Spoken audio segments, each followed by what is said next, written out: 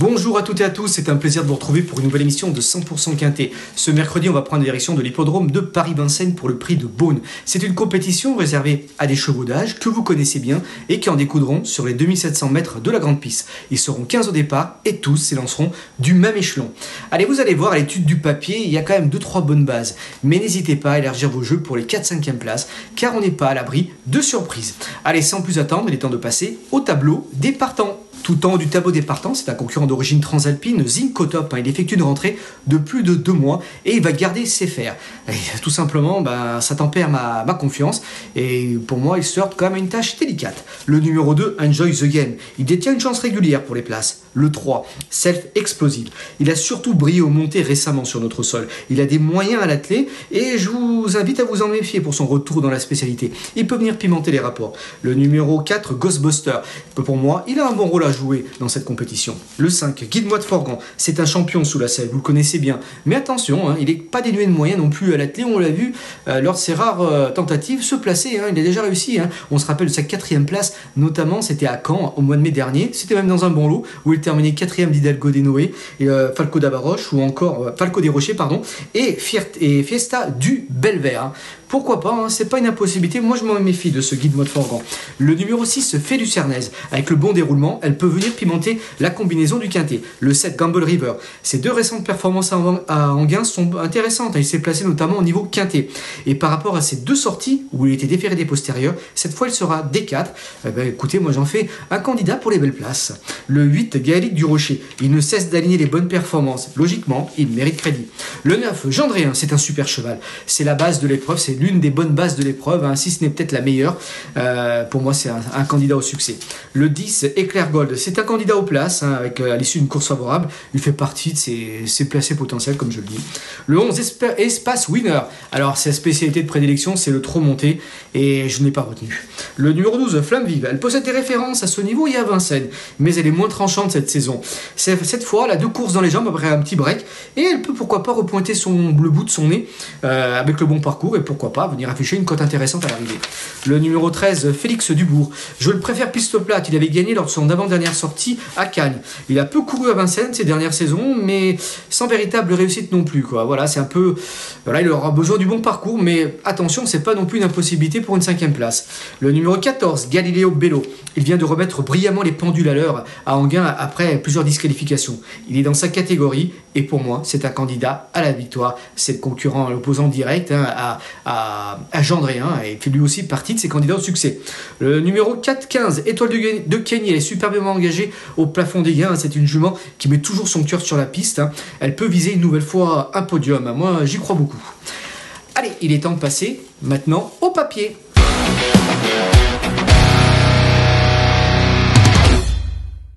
Alors, tout en haut de ma sélection, j'ai placé le numéro 9, Gendréen. Alors, depuis qu'il a intégré l'effectif de Laurent Abrivard, c'était en mai 2022, il compte 11 succès en 21 sorties. C'est quand même un sacré ratio. Et 7 places. Tout simplement, 86% du temps, il connaît un taux de réussite de 86% à l'arrivée. Il y a la gagne avec ses 11 victoires, c'est 53% de réussite à la gagne.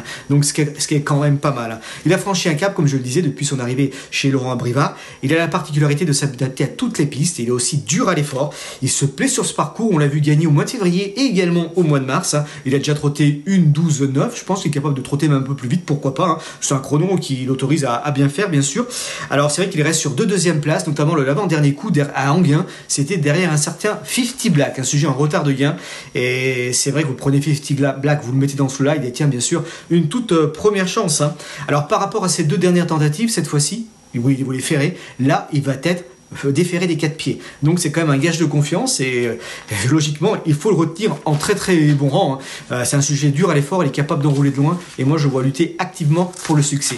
Le petit bémol, c'est que des fois il s'élance pas très franchement, il peut commettre une petite bêtise, ça peut lui arriver, mais bon, généralement il est capable de pallier à ce départ un peu lent et avec une classe, bien sûr, avec sa classe et sa dureté, voilà, moi je crois vraiment capable d'aller très loin sur ce parcours.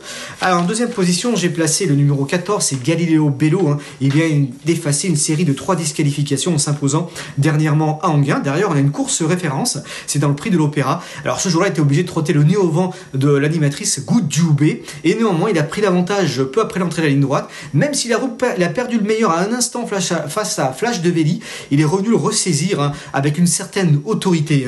Et franchement, voyager le deux nez au vent, c'est pas rien, et il s'imposait vraiment avec style. La 4e place était pour Gamble River, qu'il retrouve. Il était venu du dernier rang très bien finir au 4e rang. La 7e place était pour Enjoy the Game, qui était obligé de se rapprocher le nez au vent depuis le tour d'en finale. Et en 3e place sur le nez au vent, c'était pas forcément simple. Il a ployé un peu après la ligne droite, il a perdu les accessites, il se classait 7e. Et Claire Gold était quant à lui disqualifié au départ, alors que Félix Dubourg luttait pour une place avant d'avoir été gêné par Flash de Véli, qui a été par la suite disqualifié pour gêne, alors qu'il luttait pour le succès, pour une place, pardon, ce Félix Dubourg. Donc voilà les concurrents qui sont entrebattus il n'y a pas si longtemps que ça. Alors Galileo Bello, faut pas oublier que sur son tableau de chasse, il avait gagné l'été dernier à Anguin face à un certain Hérodam. C'est vrai qu'Hérodam passait encore un cap et s'est propulsé au niveau groupe 1, c'est vrai, mais quand même c'est une performance qui attire l'attention.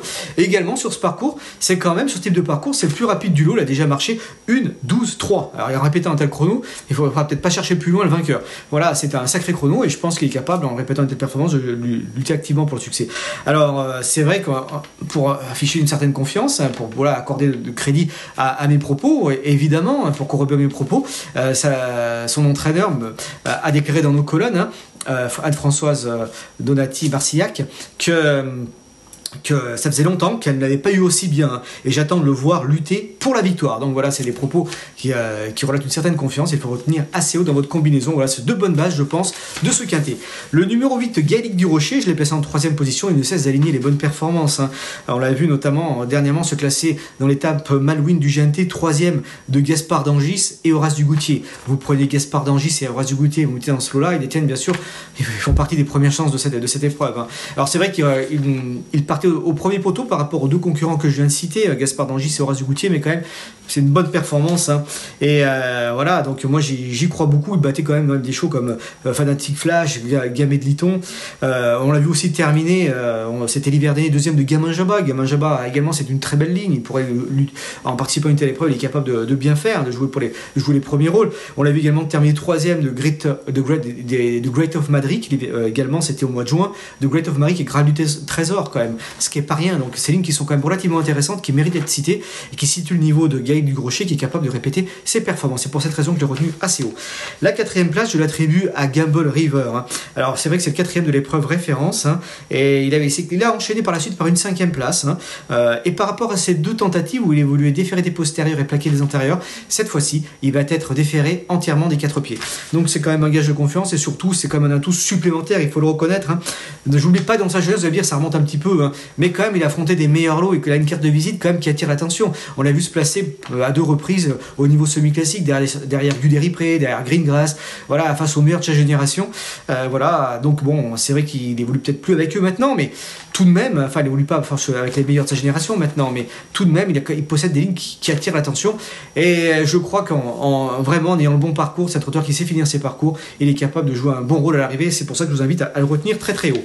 En 5e position, j'ai placé Étoile de Kenny. J'aurais pu la retenir plus haut dans ma sélection, et évidemment c'est un regret, mais il faut faire des choix, et évidemment j'ai préféré placer Gamble River, qui sera peut-être un peu plus joué pour essayer de pimenter un peu les rapports. Alors je vais pas la juger sur sa récente tentative sur l'herbe, mais plutôt sur ses 2 tentatives précédentes où elle terminait quand même 3e. Alors tenez-vous bien, de Enemy et Astronaute, qui disposerait d'une première chance de cette épreuve. C'était lors de sa avant-dernière tentative à Anguin, c'était dans un gros quintet, et le coup d'avant elle terminait quand même à Vincennes, 3e de Geisha Speed et de Recabri, qui ne sont pas non plus les premiers venus. Voilà, c'est des performances qui parlent pour elle, et j'ai même un chiffre à vous proposer, même plusieurs chiffres. Elle a quand même couru à 20 reprises sur ce type de parcours. Elle a terminé 13 fois à l'arrivée, ce qui fait un joli ratio de 65% de réussite à l'arrivée, et également elle a vaincu à 6 reprises sur ce type de parcours, ce qui fait un ratio de 30% à la gagne, ce qui est pas rien. Alors elle a besoin du bon parcours, elle a besoin de se faire amener, mais si tel est le cas, elle est capable de finir très très vite, elle est capable, pourquoi pas, voilà, de monter une nouvelle fois sur le podium, et pourquoi pas mieux, on ne sait jamais, tout peut arriver. Mais voilà, je l'ai peut-être retenu un peu loin, mais c'est un de mes regrets, mais je vous invite vraiment à l'inclure dans vos pronostics, bien sûr. Allez, sans plus attendre, il est temps de détailler mon pronostic dans la rubrique d'autres choix.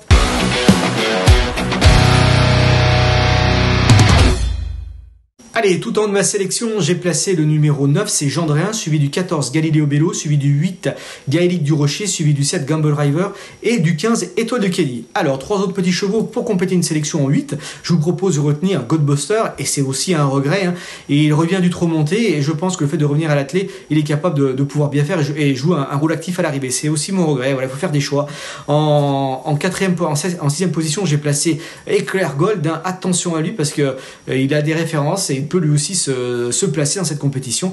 Et la 3e place et la 8e place, je l'attribue à Enjoy the Game. Peut-être je l'ai retenu à tort, un peu loin, mais avec le bon parcours, s'il peut pister les premiers, il est capable lui aussi de terminer la combinaison gagnante du quintet. Bien sûr, en termes de regrets, et on peut citer aussi Guide-moi de Forgan, qui fait partie bien sûr des regrets voilà, pour une cote, hein. Un petit cheval du jour, on reste à Vincennes, hein. Je vous propose le 102, il s'agit de Fast Cash, qui après une absence compte 3 de courses de rentrée, 3 courses dans les jambes à l'attelé, cette fois-ci de retour aux montées. On sait qu'il avait déjà gagné sur ce parcours du jour, les 2700 mètres de la grande piste. Il a des moyens là, aux montées, et je crois capable de pouvoir finir sur le podium. Et bien écoutez, chers amis, laissez-moi vous remercier pour votre fidélité. Je vous dis à très bientôt pour une nouvelle émission de 100% Quintet. Merci à vous d'avoir suivi cette vidéo. Alors pour vous abonner à notre chaîne YouTube, c'est ici. Et pour suivre encore plus de vidéos Paris Turf, c'est de ce côté.